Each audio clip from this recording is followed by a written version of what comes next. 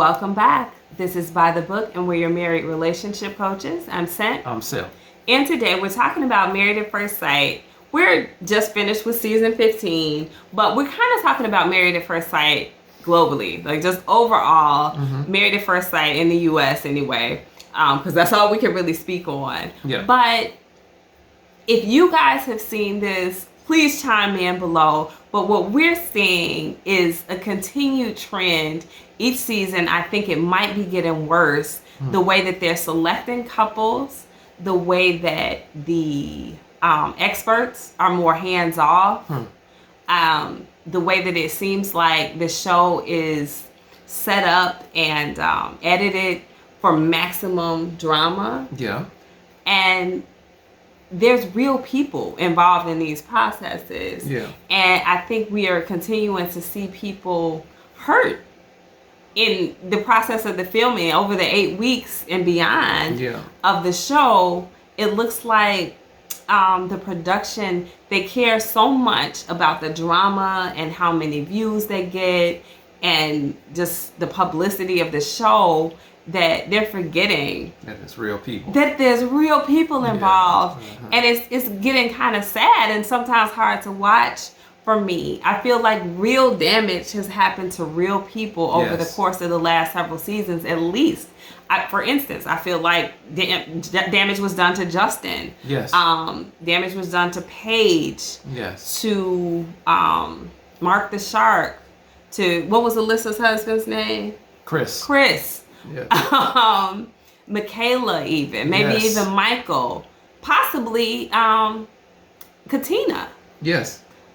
Just because of the poor matches coupled with the lack of involvement from the experts in these shows. And it's sad. Like, we look at it and it's entertaining in a sense, but when you really think about, like, okay, these are real people going through these things, you're seeing them actually cry and be hurt and be affected and probably mentally torn down. Look at Ben. Yeah. From this season. Gil. Yeah. From a few seasons ago. Wow. You know? Yep. So the list goes on and on and on. You're quite right. It's supposed to be, at least the way they show us, or they try to portray it to us, is that the experts are making the picks 100%. Yeah, I don't believe that at all anymore. Yeah, it's set up. I think that if the experts make a pick and production deems it to be one that will be boring, all these people aren't, diametrically opposed to one another. So no, we're not going to do this. Maybe they allow the experts one pick. I don't know. That's my theory, that they try to have one couple that will actually make it. Just so that the success rate of the show is something. But I think for the most part, it's really set up just for drama. It's given Jerry Springer type, you know what I mean? Like, they want the fights. They want the drama. They want the cliffhangers for the next episode. And I do understand that it's a business, right? They want to make money. They want to get ratings. They want their show to be renewed for the next season because of the viewership. I get that, but is there a way to maintain viewership and not be so messy and not be just full of drama and not ultimately, like, destroy people's lives? I know that sounds dramatic, but I believe that some of these people leave this show much worse off than when they got there. Yeah, very true. I definitely agree with everything that you just said. And it's just like, I know that people in general, we like to watch a train wreck. We'll just stand there and watch the two things collide, just like we watch these couples collide and damage each other beyond repair sometimes. And so it's very sad, but I do kind of like wonder if they change the format, would the show still be successful or not? What do you think? I don't know. I mean, and I guess that's kind of the question that I was posing to you, because I feel like we would watch for sure if it had a higher success rate. I don't know, but like I said, I do understand they don't want it to be boring. They want it to be, something exciting that's going to keep people tuning in from week to week. But there's got to be a way that they can do that without continuing to go further and further down this horrible path of picking people who are just explosive or like such bad matches that somebody is really getting hurt in the process. It has to be a way that they can at least find a balance there. Yeah, you're right. I hope that they can find it. I mean, because you're right. You and I would still tune in because I do think it's a good show for what it is. I do think because of how condensed the show is everything that's expedited, we do see some real relationship issues. And so they put the two people in there, 8-week process. And so sometimes things that may take 6, 7, 8, 9 months to develop in a real world situation, it's happening. It's happening within weeks with them. But I do think some of the things that they face are some of the things that real life couples they face. Communication issues, intimacy issues, and so on and so on. So couples do have these issues. But the problem is that if you find someone so dug in, such as like a Mitch, it's going to be very hard to place him with someone. And so why pick him? Why put him on the show unless you want the drama to right. But I'll say this. They could have picked somebody better for Mitch than Kristen. Yes. They could have found a beach person. They could have found somebody who was very passionate about the environment and maybe not been a beach person, but they have to connect on what's fundamental. Now, maybe these people some of them are lying on their questionnaire and they're not like making it very clear exactly what's a fundamental issue to them. But Mitch, I don't believe he lied about that at all. If they had any question that said, what is something that you cannot compromise on? What do you find to be a fundamental value, that is so high up on your list of priorities that you just simply cannot compromise on that? I know he would have said the environment and social justice. So if you have something like that that's a non-negotiable, I know they ask about non-negotiables.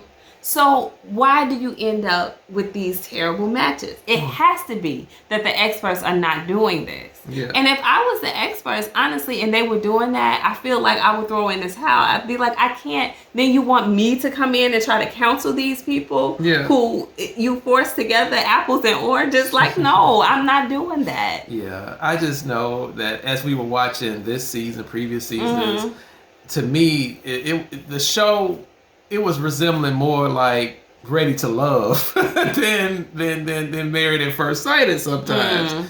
And I know that this is not the way the show first started, in the first several seasons. It's just not. So it has de-evolved in the worst way. But now, is there any redemption for it? Or does it just spin into this abyss of getting worse and worse and worse until somebody does something horrible and they discontinue the show? You know what I mean? Like, where do we go from here? Is there a recovery point? Can we kind of petition for the show to do better, to get more experts and to get the experts involved on a weekly basis? I know some of you have commented about that and definitely talked about how maybe season 1 or 2, which we didn't see. We didn't see season 2, did we? I think we did. Okay. Yeah. Well, I think we saw 2 and 3. Okay. We didn't see the first one. I may not even remember.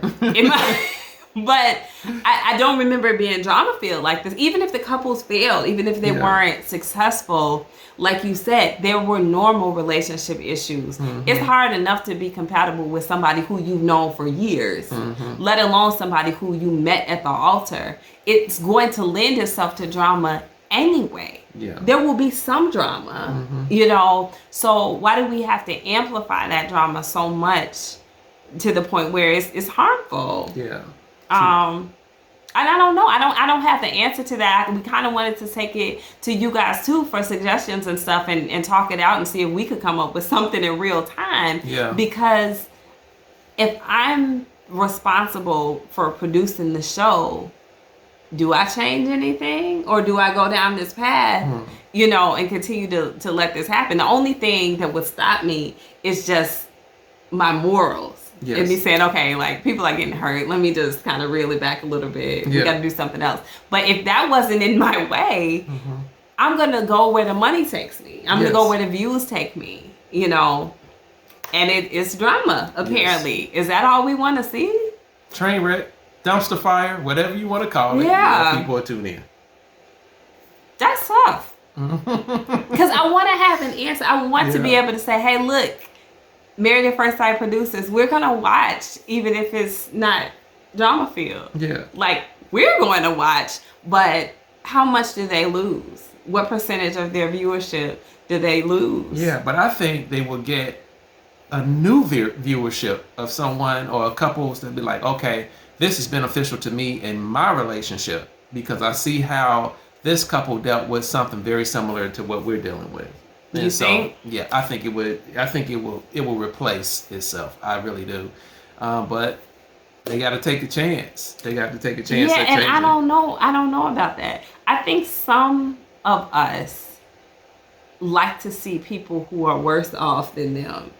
You know what I mean? Okay.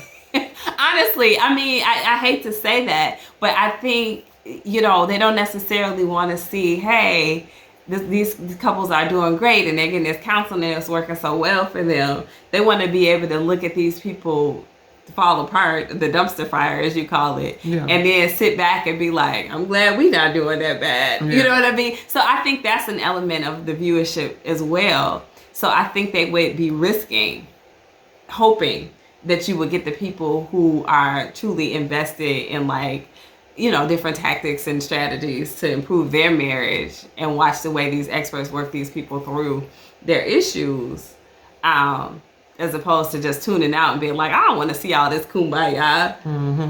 That's a risk. It's a very real risk. But like I said, it has to be some comfortable medium where the success rate can be higher. What is their success rate? Like 20% or less? I think it was 22%. As courtesy by Chris, I think we saw that on Instagram last week. So the success rate is pretty I ain't gonna count on his math. Now I gotta go and do my own research.